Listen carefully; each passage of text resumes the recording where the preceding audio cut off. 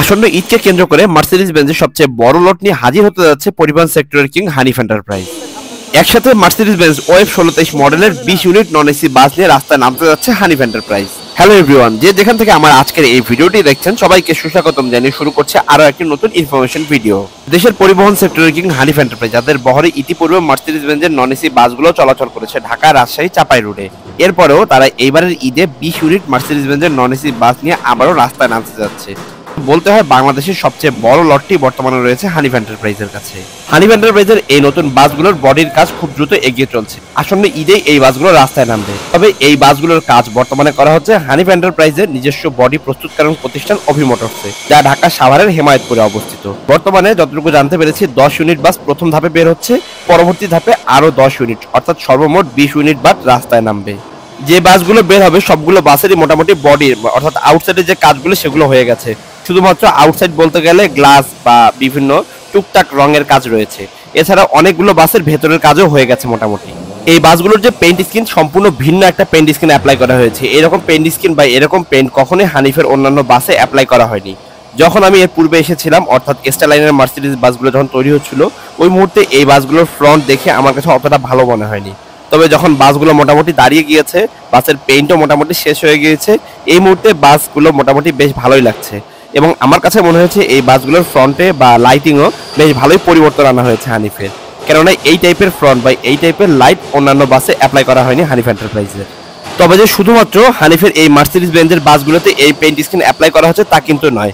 আমি সেদিন জুয়েল ইঞ্জিনিয়ারিং ওয়ার্কশপে আমি বেশ কয়েক ইউনিট হানিফের হিনো একে 1 সিরিজের বাস দেখেছি, যে এই বাসগুলোতে একই রকম পেইন্ট স্কিন অ্যাপ্লাই করা হচ্ছে। মার্সিডিজ বেঞ্জের এই বাসগুলো ঈদ যাত্রায় উত্তরবঙ্গে সার্ভিস দেওয়ার কথা রয়েছে, কেননা হানিফ প্রতিবারই ঈদের সময় উত্তরবঙ্গে বেশি নজর দিয়ে থাকে। শুধুমাত্র যে নন এসি সেকশনে নজর দিয়েছে তা কিন্তু নয়, হানিফের যে ভলভো বাসগুলো রয়েছে সেই বাসগুলো তারা বেশ টুকটাক কাজকর্ম করছে এবং পেইন্ট স্কিনে বেশ ভালো পরিবর্তন আনছে। জানা যাচ্ছে যে সবগুলো ভলভো বাস দিয়ে উত্তরবঙ্গে বেশ ভালো মানের যাত্রী সেবা দেবে এবারের ঈদে। নতুন এই বাসগুলোর কাজ সম্পূর্ণ শেষ হয়নি, যার কারণে আমি ফুল কমপ্লিট বাস আপনাদের দেখাতে পারছি না। অবশ্যই চেষ্টা করব এই বাসগুলো যখন সম্পূর্ণ তৈরি হয়ে যাবে তখন আপনাদেরকে আরেকবার দেখানোর জন্য। আপনারা যদি একটু ভালো করে লক্ষ্য করে দেখেন তবে দেখবেন প্রত্যেকটি বাসে বর্তমানে কাজ দ্রুত চলছে। আশা করা যাচ্ছে এই সপ্তাহের মধ্যেই বাসগুলো বের হবে, কেননা ঈদের আর খুব একটা বেশি দেরি নেই। এই 20 ইউনিট বাসের মধ্যে কোনো বাসেরই কিন্তু এখন পর্যন্ত ফ্রন্ট গ্লাস লাগানো হয়নি। আর এই 20 ইউনিট বাস চলাচল করবে দুইটি সেকশনে ভাগ হয়ে, অর্থাৎ 10 ইউনিট চলবে কফিল সেকশনে আর বাকি 10 ইউনিট চলবে হানিফ সেকশনে। এই যে নতুন বাসগুলো তৈরি হচ্ছে এই বাসগুলোর কিন্তু সিটও বেশ ভালো পরিবর্তন রয়েছে, অর্থাৎ আমি যেটা দেখলাম 2 রকমের সিট অ্যাপ্লাই করা হয়েছে। কোনো কোনো বাসে ফ্যাব্রিকের সিট রয়েছে, আবার কোনো কোনো বাসে আর্টিফিশিয়াল লেদারের সিটও রয়েছে। তবে এই নন এসি বাসগুলোর ভেতরের দিকে যে ভালো মানের কাজ করা হয়েছে তা অবশ্যই যে কেউ দেখলে অবাক হবে, কেননা ভিতরের দিকে যে কাজগুলো সেগুলো অনেকটাই এসি বাসগুলো যে টাইপের কাজ করা হয় সেই টাইপের কাজই করা হয়েছে প্রত্যেকটি নন এসি বাসে। আমি চেষ্টা করছি আপনাদেরকে যে কোনো একটা বাসের ভেতরের দিকটা দেখানোর জন্য, তবে প্রত্যেকটা বাসে মোটামুটি কাজ চলছিল বা লোকজন ছিল, যার কারণে উঠতে পারছিলাম না। তাই খুঁজছিলাম যে কোনো একটা বাস ফ্রি রয়েছে কিনা, যদি কোনো একটা বাস ফ্রি থাকে সেই বাসটাই উঠবো। যাক, পেয়ে গেলাম একটা বাস, যে বাসটা একটু ফ্রি ছিল। যে বাসটি ফাঁকা পেয়েছি এটি ছোট সেকশনের অর্থাৎ হানিফ এন্টারপ্রাইজের। সামনের দিকে গদিগুলো স্তূপের আকারে রাখা হয়েছে, সিটগুলো 2:2 ফরমেশনে রাখা হয়েছে। তবে এই বাসে থাই যে সিটগুলো হয় সেই সিটগুলো অ্যাপ্লাই করা হয়েছে। তবে বড় সেকশনের বাসগুলোতে ফ্যাব্রিক্সের সিট ইউজ করা হয়েছে।